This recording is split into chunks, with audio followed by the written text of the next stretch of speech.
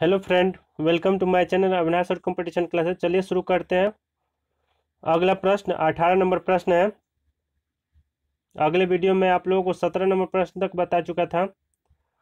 अब ये 18 नंबर प्रश्न है। तो 18 नंबर प्रश्न में निर्वाचन प्रक्रिया के विषय में क्या सही है।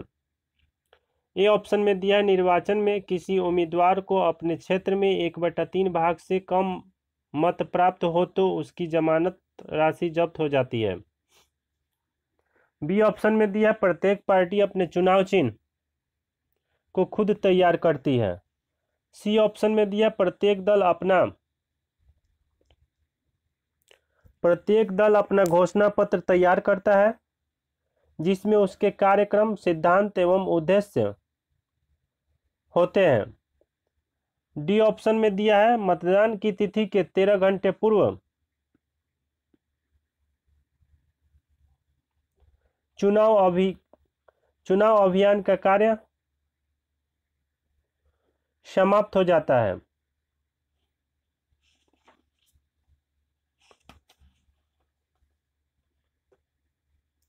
तो आंसर होगा डी नंबर होगा, मतदान की तिथि के 13 घंटे पूर्व चुनाव अभियान का कार्य समाप्त हो जाता है।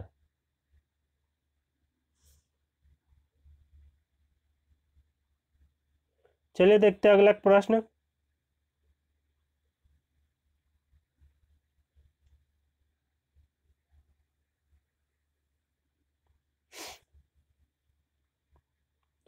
अगला प्रश्न है,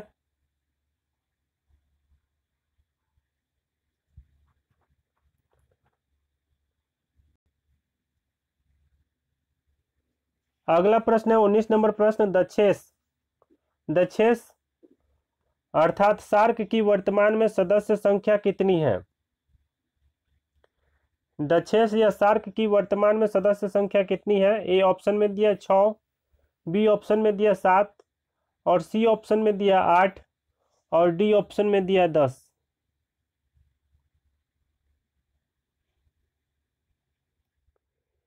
तो इसका आंसर होगा 8। आंसर होगा सी नंबर। दक्षेस या सार्क की वर्तमान में सदस्य संख्या कितनी है, तो आंसर होगा 8। 20 नंबर प्रश्न, महात्मा गांधी ने कौन सी पत्रिका शुरू की। ए ऑप्शन में दिया केसरी, बी ऑप्शन में दिया नेशनल हेराल्ड, सी ऑप्शन में दिया हरिजन और डी ऑप्शन में दिया द हिंदू। तो इस प्रश्न का आंसर होगा हरिजन। सी नंबर आंसर होगा। चलिए बढ़ते हैं अगले प्रश्न की तरफ।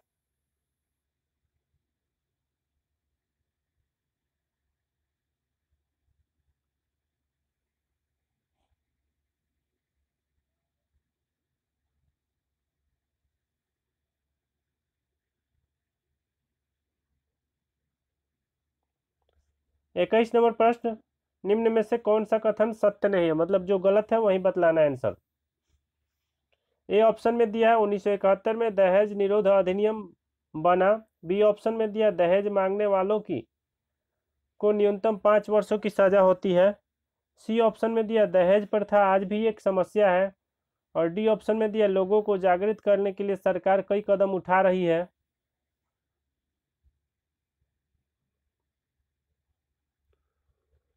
तो इसका आंसर होगा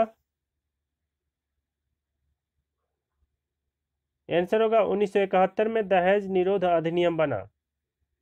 ए नंबर आंसर होगा। प्रश्न पूछ रहा था कि निम्न में से कौन सा कथन सही नहीं है, तो ए नंबर ऑप्शन सही नहीं है। 1971 में दहेज निरोध अधिनियम बना।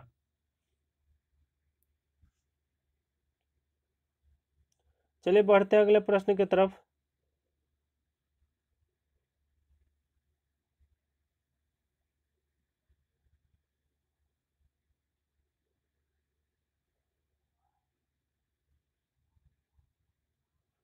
अगला प्रश्न है 22 नंबर प्रश्न है, भारत में भूदान व ग्रामदान आंदोलन किसने आरंभ किया। भारत में भूदान व ग्रामदान आंदोलन किसने आरंभ किया। ए ऑप्शन में दिया महात्मा गांधी, बी ऑप्शन में दिया जयप्रकाश नारायण, सी ऑप्शन में दिया राम मनोहर लोहिया और डी ऑप्शन में दिया आचार्य विनोबा भावे।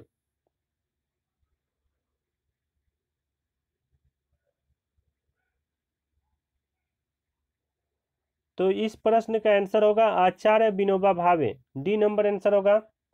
भारत में भूदान व ग्रामदान आंदोलन किसने आरंभ किया? तो आंसर होगा आचार्य विनोबा भावे। चलिए बढ़ते हैं अगले प्रश्न की तरफ।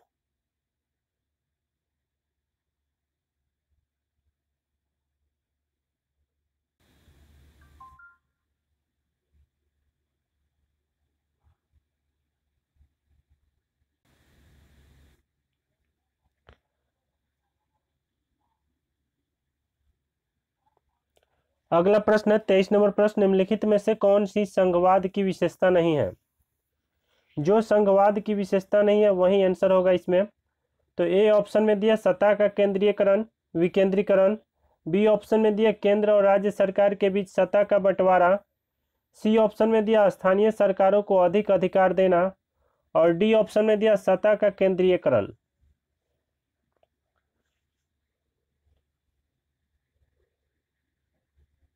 अब इस प्रश्न का आंसर होगा डी नंबर, सत्ता का केंद्रीकरण। चलिए देखते हैं अगला प्रश्न।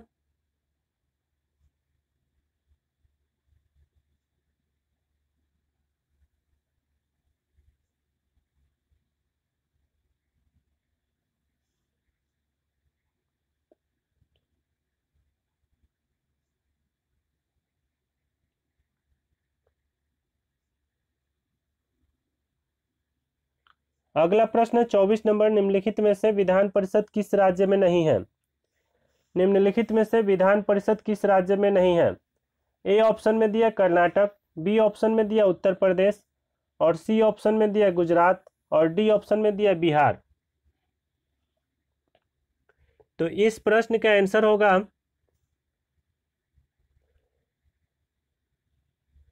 गुजरात।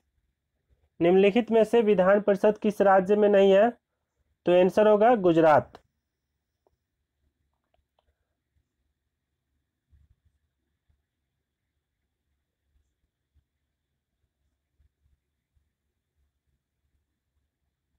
चलिए देखते हैं अगला प्रश्न की तरफ। अगला प्रश्न है 25 नंबर प्रश्न, राज्यों में राज्यपालों की नियुक्ति कौन करता है? राज्यों में राज्यपालों की नियुक्ति कौन करता है? ए ऑप्शन में दिया प्रधानमंत्री, बी ऑप्शन में दिया राज्य के मुख्यमंत्री, और सी ऑप्शन में दिया राष्ट्रपति, और डी ऑप्शन में दिया भारत के मुख्य न्यायाधीश। तो इस प्रश्न का आंसर होगा राष्ट्रपति। राज्यों में राज्यपालों की नियुक्ति कौन करता है? तो आंसर होगा राष्ट्रपति। चलिए बढ़ते हैं अगले प्रश्न की तरफ।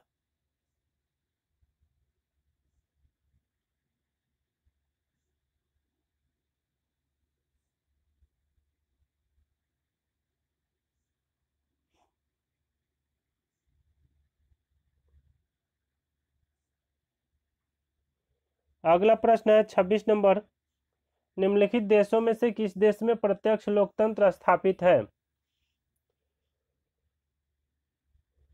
ए ऑप्शन में दिया भारत, बी ऑप्शन में दिया इंग्लैंड, सी ऑप्शन में दिया स्विट्जरलैंड, और डी ऑप्शन में दिया नेपाल। तो इस प्रश्न का आंसर होगा भारत। निम्नलिखित देशों में से किस देश में प्रत्यक्ष लोकतंत्र स्थापित है? तो आंसर होगा भारत। चलिए बढ़ते हैं अगले प्रश्न की तरफ।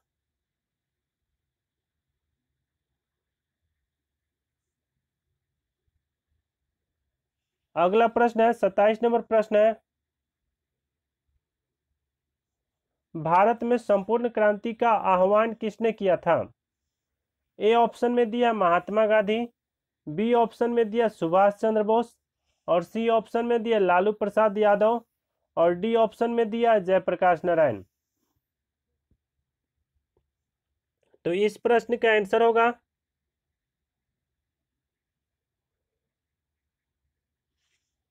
जयप्रकाश नारायण। चलिए इस क्वेश्चन के बारे में विश्लेषण करते हैं। भारत के पहले गैर कांग्रेसी सरकार भारत के पहले गैर कांग्रेसी केंद्र सरकार के सूत्रधार जयप्रकाश नारायण न केवल आधुनिक भारत के इतिहास में संपूर्ण क्रांति के उद्घोष थे, बल्कि अपने कार्यों से वह कर्मण्यवाधिकारस्ते का प्रतीक बन गए थे। तो इस प्रश्न का आंसर होगा जयप्रकाश नारायण। प्रश्न है कि भारत में संपूर्ण क्रांति का आह्वान किसने किया था, तो आंसर होगा जयप्रकाश नारायण। चलिए देखते हैं अगला क्वेश्चन।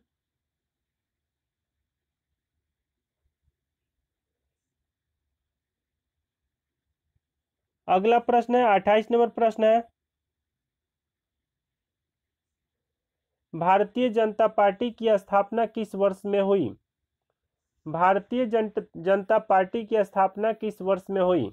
ए ऑप्शन में दिया 1975 ईस्वी में, बी ऑप्शन में दिया 1977 ईस्वी में, और सी ऑप्शन में दिया 1980 ईस्वी में, और डी ऑप्शन में दिया 1984 ईस्वी में। तो इस प्रश्न का आंसर होगा 1980 ईस्वी में। भारतीय जनता पार्टी की स्थापना किस वर्ष हुई? तो 1980 ईस्वी में। भारतीय जनता पार्टी भारत का एक राष्ट्रवादी राजनीतिक दल है। इस दल की स्थापना 9 अप्रैल 1980 को हुई थी। इस पार्टी ने अपनी शुरुआत हिंदू एजेंडे के साथ की। इसके प्रथम अध्यक्ष के रूप में अटल बिहारी वाजपेयी को चुना गया। अगला प्रश्न है, ईस्ट इंडिया कंपनी का भारत में पदार्पण कब हुआ? ए ऑप्शन में दिया 1600 ईस्वी में, बी ऑप्शन में दिया 1700 ईस्वी में, और सी ऑप्शन में दिया है 1650 ईस्वी में, और डी ऑप्शन में दिया 1900 ईस्वी में। तो इस प्रश्न का आंसर होगा 1600 ईस्वी में। ए नंबर आंसर होगा। ईस्ट इंडिया कंपनी भारत में 1600 ईस्वी में आई।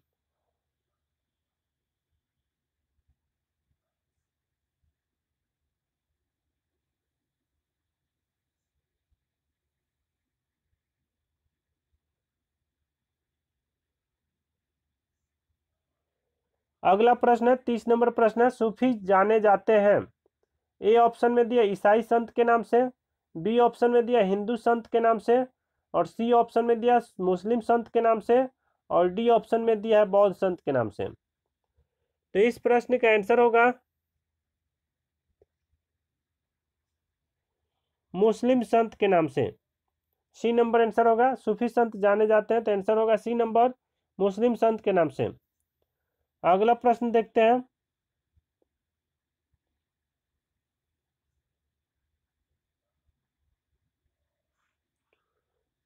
इकतीस नंबर प्रश्न है,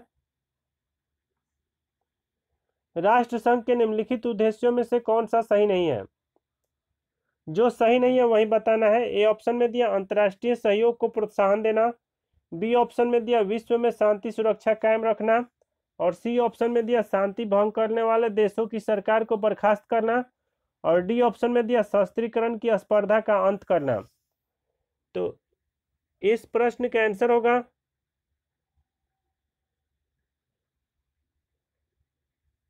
शांति भंग करने वाले देशों की सरकार को बर्खास्त करना। चलिए देखते हैं अगला क्वेश्चन।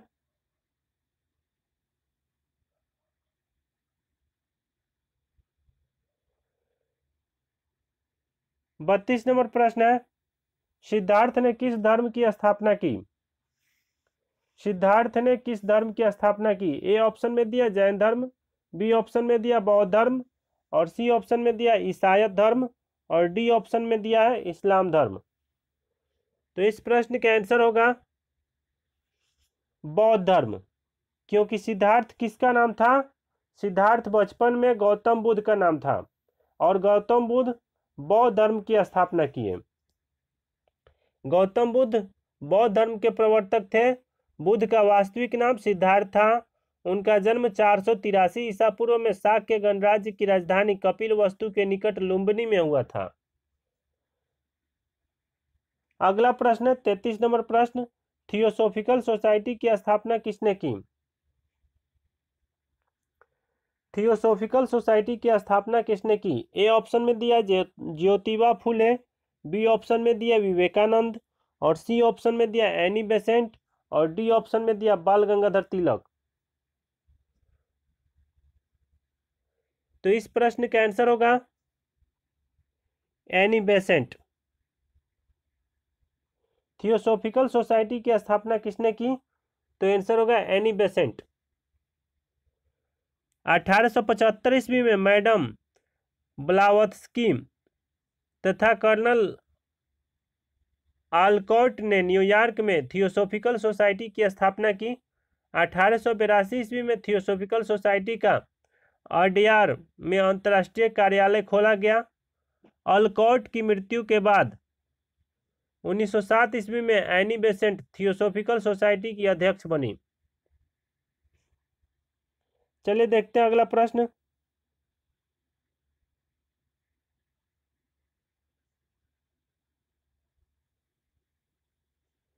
अगला प्रश्न है 34 नंबर प्रश्न है, किस घटना को द्वितीय विश्व युद्ध का ड्रेस रिहर्सल कहा जाता है?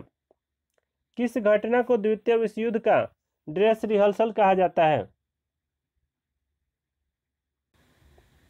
ए ऑप्शन में दिया है जर्मनी का सुदेटेनलैंड परदावा, बी ऑप्शन में दिया स्पेन का गृह युद्ध, और सी ऑप्शन में दिया 1931 का चीन और जापान के बीच युद्ध, और डी ऑप्शन में दिया 1929 से 30 का आर्थिक संकट। तो इस प्रश्न का आंसर होगा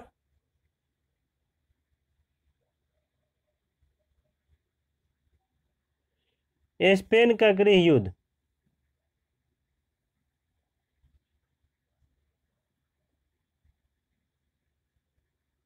इस प्रश्न का आंसर होगा स्पेन का गृह युद्ध।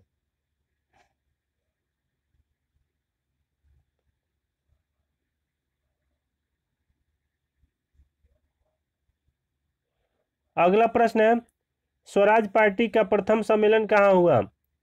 ए ऑप्शन में दिया अहमदाबाद में, बी ऑप्शन में दिया इलाहाबाद में, और सी ऑप्शन में दिया लाहौर में, और डी ऑप्शन में दिया लखनऊ में।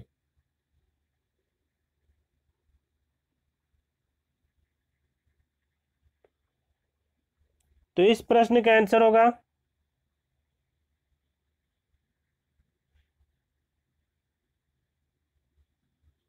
इलाहाबाद में। सी.आर. दास और पंडित मोतीलाल नेहरू ने मार्च 1923 ईस्वी में इलाहाबाद में स्वराज पार्टी की स्थापना की। इसका प्रथम सम्मेलन इलाहाबाद में ही हुआ था।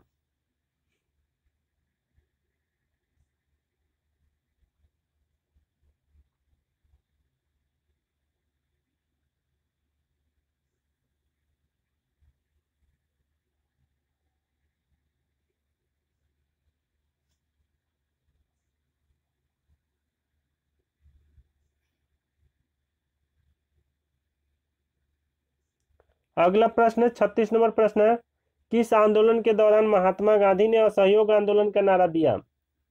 किस आंदोलन के दौरान महात्मा गांधी ने असहयोग आंदोलन का नारा दिया? ए ऑप्शन में दिया चंपारण आंदोलन, बी ऑप्शन में दिया नमक सत्याग्रह आंदोलन, सी ऑप्शन में दिया खिलाफत आंदोलन, और डी ऑप्शन में दिया भारत छोड़ो आंदोलन। तो इस प्रश्न का आंसर होगा खिलाफत आंदोलन। सी नंबर आंसर होगा खिलाफत आंदोलन। किस आंदोलन के दौरान महात्मा गांधी ने असहयोग आंदोलन का नारा दिया? तो आंसर होगा खिलाफत आंदोलन।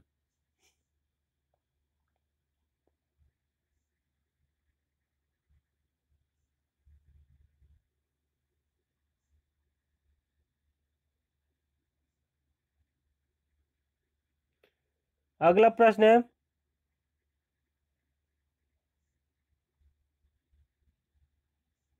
37 नंबर प्रश्न, निम्नलिखित में से कौन सा अमेरिकी स्वतंत्रता संग्राम का परिणाम नहीं है? ए ऑप्शन में दिया संयुक्त राज्य अमेरिका का उदय एक शक्तिशाली राष्ट्र के रूप में हुआ, बी ऑप्शन में दिया एडम स्मिथ के लैसेज फेयर के सिद्धांत को मजबूती मिली, सी ऑप्शन में दिया सार्वजनिक वयस्क मताधिकार की स्थापना हुई, डी ऑप्शन में दिया इंग्लैंड में जल्द ही कई सुधार लागू हुए।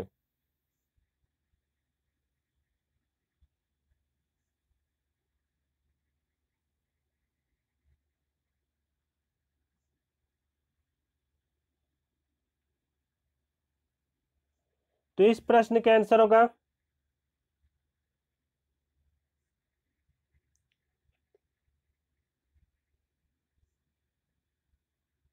इस प्रश्न का आंसर होगा सी नंबर, सार्वजनिक वयस्क मताधिकार की स्थापना हुई। अब चलिए देखते हैं अगला प्रश्न।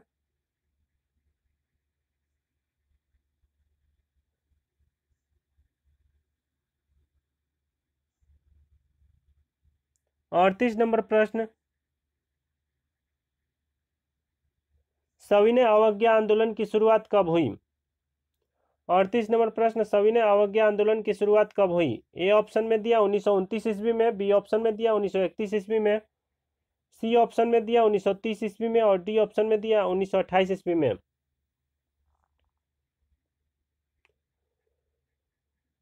इस प्रश्न का आंसर होगा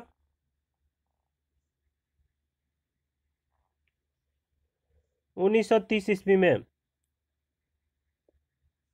सविनय अवज्ञा आंदोलन की शुरुआत कब हुई? तो आंसर होगा 1930 ईस्वी में। महात्मा गांधी ने सविनय अवज्ञा आंदोलन की शुरुआत 12 मार्च 1930 को ऐतिहासिक नमक सत्याग्रह के तहत अपने 78 अनुयायियों के साथ 6 अप्रैल 1930 ईस्वी को डांडी, गुजरात पहुंचकर नमक कानून को तोड़ कर की। यहीं से सविनय अवज्ञा आंदोलन की शुरुआत हुई।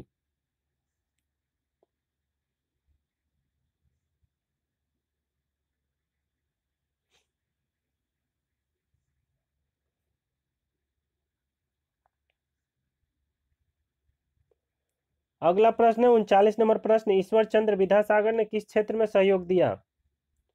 39 नंबर प्रश्न है, ईश्वर चंद्र विद्यासागर ने किस क्षेत्र में सहयोग दिया? ए ऑप्शन में दिया बाल विवाह, बी ऑप्शन में दिया महिला सशक्तिकरण, सी ऑप्शन में दिया बहु विवाह, और डी ऑप्शन में दिया सती प्रथा। तो इस प्रश्न का आंसर होगा बाल विवाह। ए नंबर आंसर होगा। ईश्वर चंद्र विद्यासागर ने किस क्षेत्र में सहयोग दिया? तो आंसर होगा ए नंबर, बाल विवाह।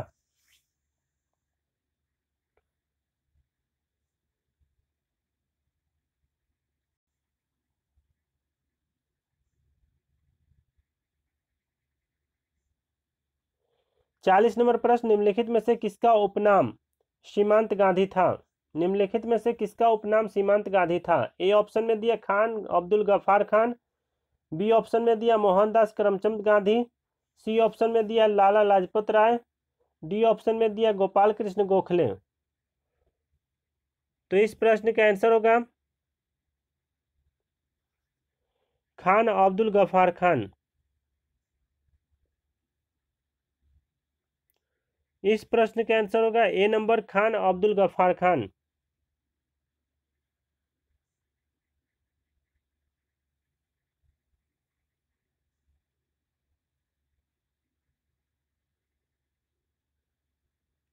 इकतालीस नंबर प्रश्न, निम्नलिखित में से कौन सी घटना प्रथम विश्व युद्ध का परिणाम नहीं है?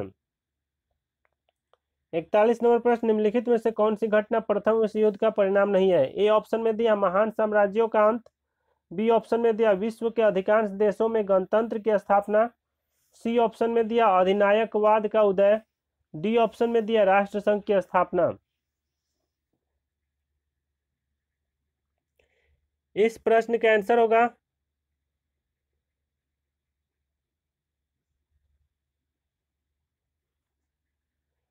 राष्ट्रसंघ की स्थापना। लीग ऑफ नेशंस की स्थापना 1919 ईस्वी में प्रथम विश्व युद्ध के बाद हुई थी।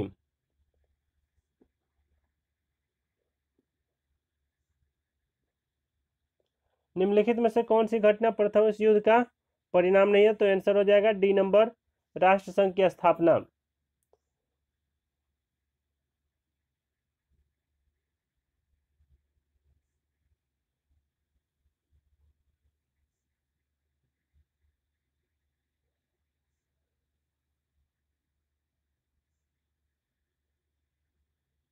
अगला प्रश्न है 42 नंबर प्रश्न, विश्व जल दिवस कब मनाया जाता है?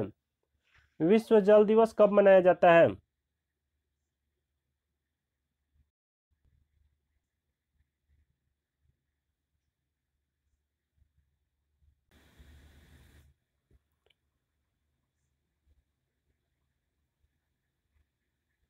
बयालीस नंबर प्रश्न है,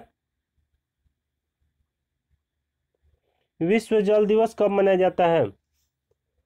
अब 42 नंबर का आंसर होगा डी नंबर आंसर होगा 22 मार्च। 43 नंबर प्रश्न, उपकरण जो वायु दाब मापन हेतु प्रयुक्त होता है वह है? ए ऑप्शन में दिया बैरोमीटर, बी ऑप्शन में दिया थर्मामीटर, सी ऑप्शन में दिया हेक्टोमीटर और डी ऑप्शन में दिया एनेमोमीटर। तो इस प्रश्न का आंसर होगा बैरोमीटर। ए नंबर आंसर होगा, इस प्रश्न का आंसर होगा बैरोमीटर। ए नंबर आंसर होगा